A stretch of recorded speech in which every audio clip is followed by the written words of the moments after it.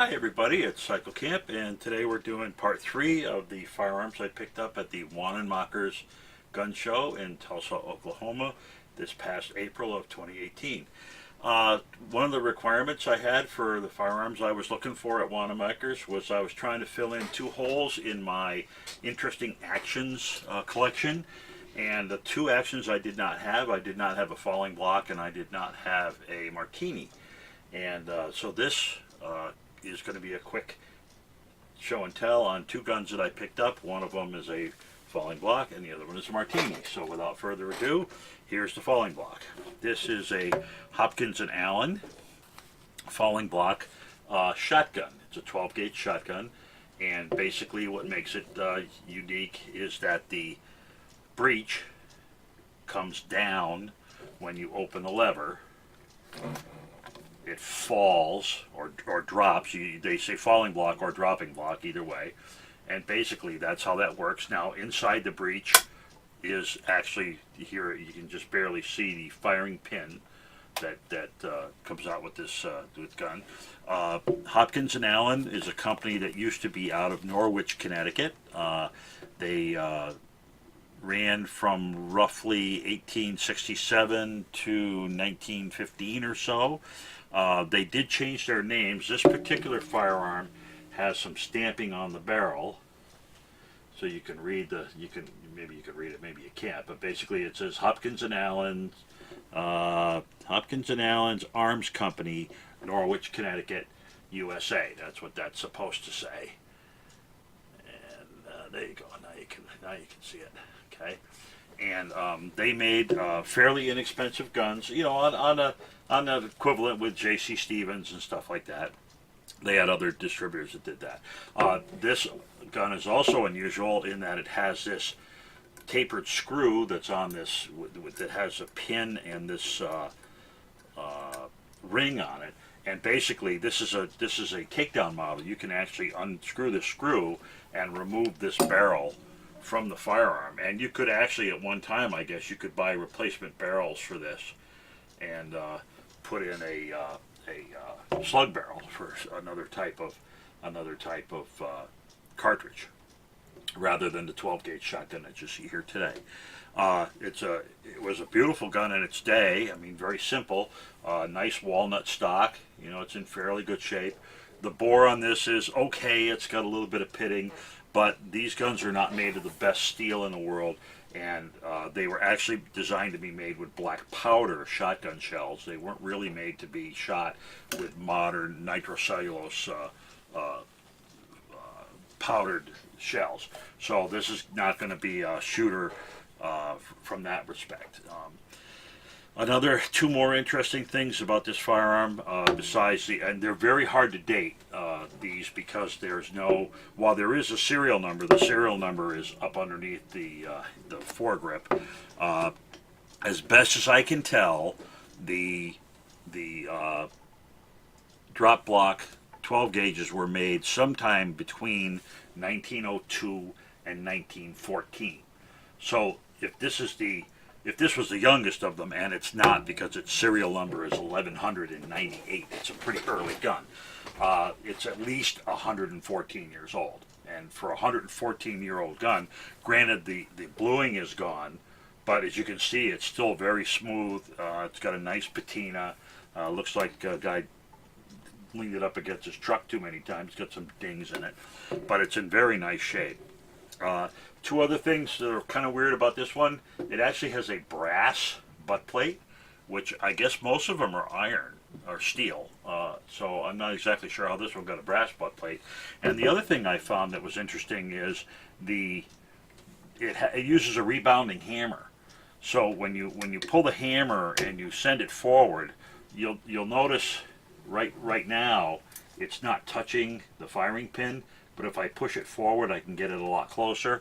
Well, it uses a rebounding hammer, and I thought that was kind of odd. The other thing that I noticed is that the firing pin doesn't appear to have a spring in it, and I do not know if that's correct or not. I would think with the rebounding hammer you wouldn't really need a spring in the firing pin, but I would have to take it apart and find out if there's actually supposed to be spring behind the firing pin. As you can see, the action on this is a little bit on the loose side. You know, that block is moving just a little bit. So it's probably not a terribly safe gun to shoot. But I didn't buy it to shoot it. I bought it because I wanted an example of a drop or falling block firearm in my collection. So that's basically the Hopkins and Allen 12 gauge single shot falling block shotgun. It's a takedown model, as I said before, and it was probably made sometime between 1902 and 1914. And that's one of the two guns that I bought to fill in my actions collection. Now let's turn our attention to the Martini. So the other firearm in my unusual actions collection here is a Martini made by BSA. BSA is the Birmingham Small Arms Company. It is a British company. And this particular Martini is a cadet. And these were made for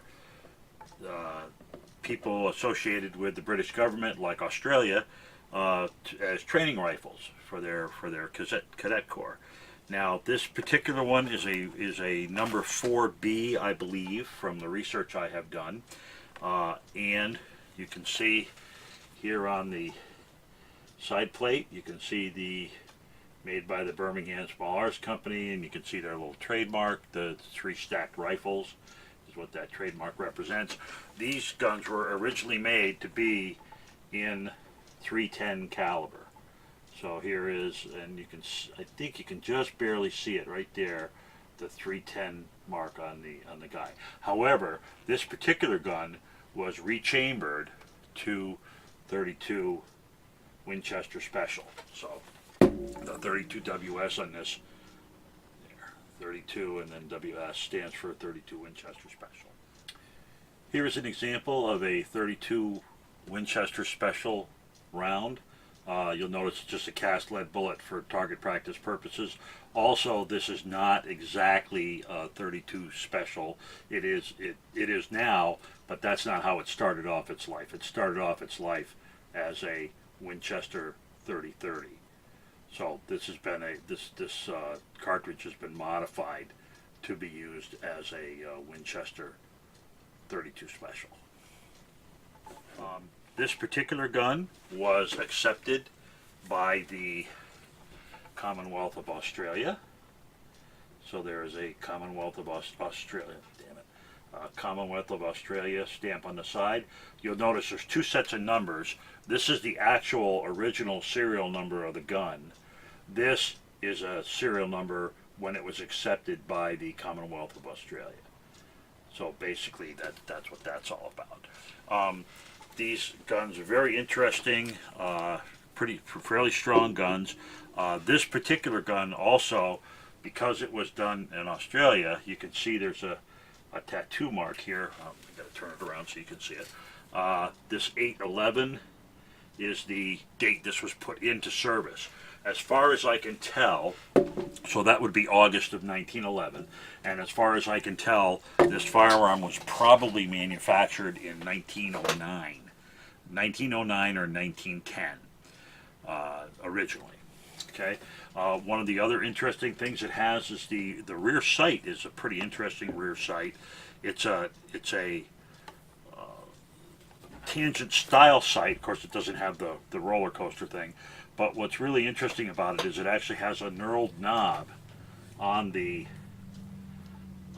adjustment. So you lift it up a little bit and you adjust this knob, and that allows it to stand proud of the sight base.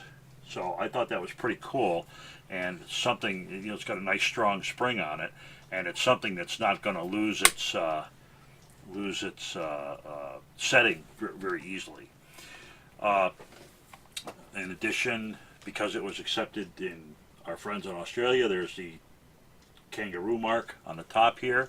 Martini action, basically, when you pull the lever, the action drops down towards the front. It allows you access to the chamber to load a round.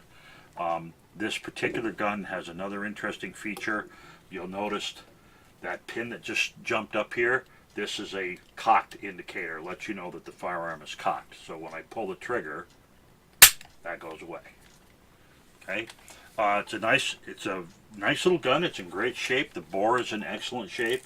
I may actually shoot this one. It's a pretty cool little gun.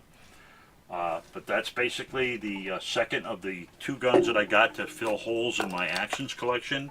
The first one being the drop or falling block, and the second being the Martini. Now this is a Martini, not a Martini Henry. There was changes made by Henry that improved the way the gun cocked, and also improved the way that the action rested on the rear to make it stronger. And as far as I know, this is a Martini pattern and not a Martini Henry pattern. But I could be wrong on that. But that's what my research has led me to believe. But now I'm the proud owner of a cute little gun, and it's not a very long gun either. It's fairly short.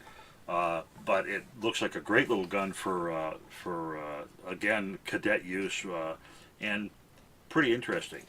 So those are the two guns that I bought in Tulsa at the Wanenmacher show to help improve my collection of different kinds of actions. I hope you enjoyed seeing them and hearing some information about them, and have a great afternoon.